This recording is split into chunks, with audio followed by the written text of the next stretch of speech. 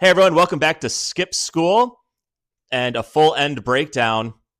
Today we're going to be talking about why it's important to clear rocks out in front of the house. So here's the situation. My team is the Red Rocks. We're down by one. We're in the sixth end.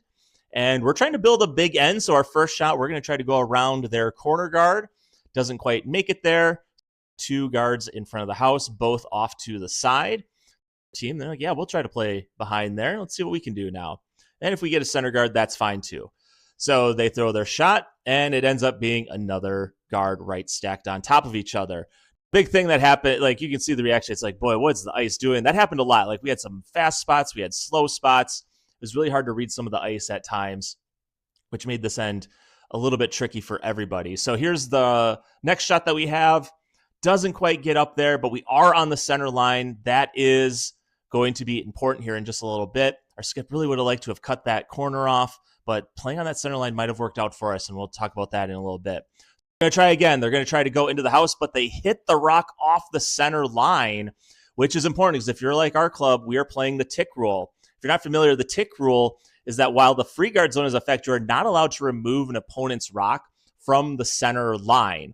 Now, this was the fifth rock of the end, so technically we had two options. We could have put the stone back on the center line, remove the offending stone from play, or we could have played the result of the shot. I was looking at it from the other side of the ice. I didn't really see an advantage to putting the rock back. If anything, it was a little bit more of an advantage for us to not put it back because that yellow one is now exposed, and it might be better for us in the long run. It didn't really change any of the angles, so we decided just to play the result, which I think was the better decision.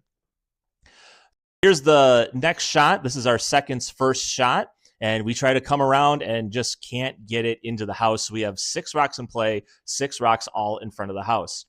The other skip, he's coming around. He's saying like, all right, let's try from this angle, see if we can get around. And if we tap that up, nothing wrong with that either.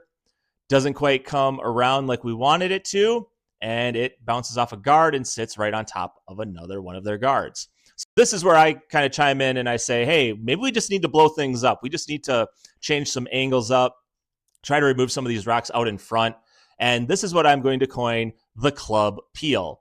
Essentially, we're just going to throw something hard at the guards to open things up, and hopefully that changes the angles of the end. When you get to higher level play, they're throwing peels. They don't have rocks out in front like this.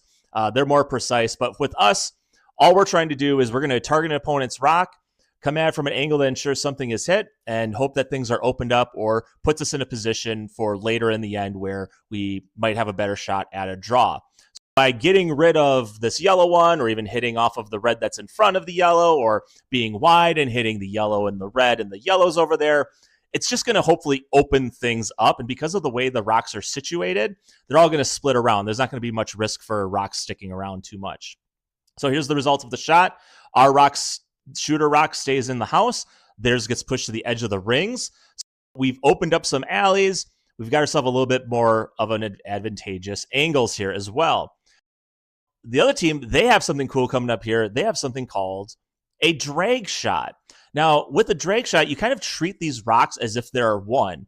And when they're at an angle like this, it's really easier to do this hit because because the rocks are locked together, you know where that second rock is going to go. You can kind of see it's almost in a line, like heading towards the middle of the house.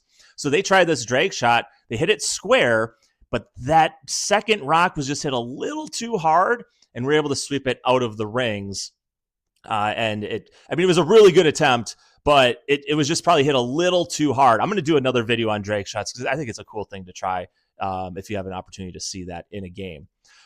It's my shot, my first shot, and we got a takeout opportunity. We can actually roll. So we hit, we roll, we're semi-undercover, and we have split the house. So we have taken something that was looking like it was going to be a hard to just draw around, and it was going to be a tough end for us to really try to generate a point. We're actually in a position now where we might be able to get the multiple points that we're looking for with the hammer.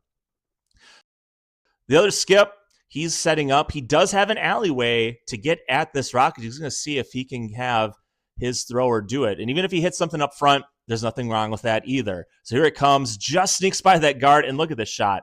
Beautifully done, gets a little bit of a roll, even makes it harder for my second shot to go after it because I can't just follow the same path. If you would have knows that, I probably just tried to throw the same weight, try to throw the same line to try to get that out of there. Now I'm stuck in a tough position because now I got to throw the other handle based on where it's positioned. And I got to throw it even harder because of how narrow that gap is for those rocks. But once again, if I just knock something out of the way, nothing wrong there. And that's what I do. So peel out that guard. I tap that other one out, but it's still in the house, which isn't bad. But now it's at least exposed. The opening for the draw is a little bit wider as well. So now into the skip stones. The other team, they're looking at their options. They have two. They can draw under cover on the other side, put a lot of pressure on us.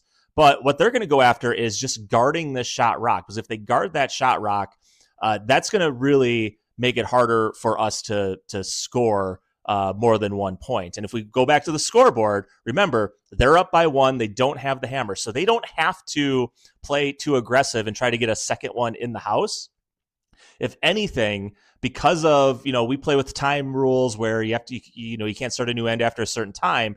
They are probably thinking, well, if we give up 1 right here, tie game, we could potentially be going into a final end with the hammer, which would be okay with us. So they throw their shot. A very nice guard, kind of rubs off our guard up there, but that one's almost completely buried. Now I'm looking at this. There's 2 options we have with this look. One of the first options that I saw right away is like, maybe we can try to come down to it from this angle and just try to push this out of the way. We might not be shot rock, but at least we can just push it out of the way and set ourselves up. The other option is drawing behind and getting under cover and maybe trying to be shot rock by sitting on the edge of the 4 and being more in the 4-foot than they are. At the end of the day, it was up to my skip. He was more confident throwing the draw shot and trying to get under cover. And I there's no wrong answer here. I think either one was fine. I think the draw shot was probably the best way to go because it would at least set us up, especially if we get shot rock, to maybe get that second one. And if we get the shot rock and they plug this hole up, we'll be tied. We'll be in good shape. So here he comes in, and then it just sort of grinds to a stop. It was crazy trying to read this coming down the ice because it looked like it was going to be there the whole way. And then it just really stopped once it got into the house. Look at this again from up above. You'll see where we're positioned. Here it comes. And I'm thinking like, oh, that's got enough. And then all of a sudden just slows down. So we're sitting second count, but now they have a chance to really clog this up and maybe even get the steal.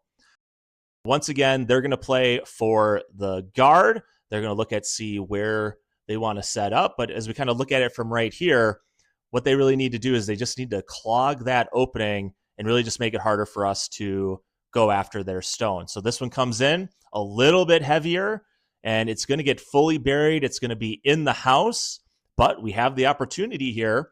If we throw with a good controlled back line, maybe hack weight at this one, all we really need to do is maybe just tap it back into the blue. We don't have to get a full takeout. We just need a good heavy draw that taps us back a little bit more.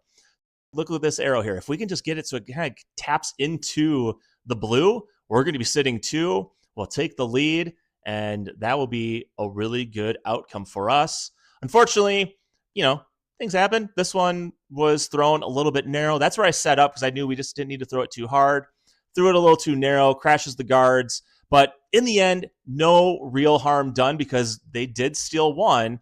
And you're going to see another video of the 8th end that we play in this game where we actually make the comeback and we win this game. So once again, the club peel can be a very advantageous shot for you. There it is again. It changed the entire complexion of this end.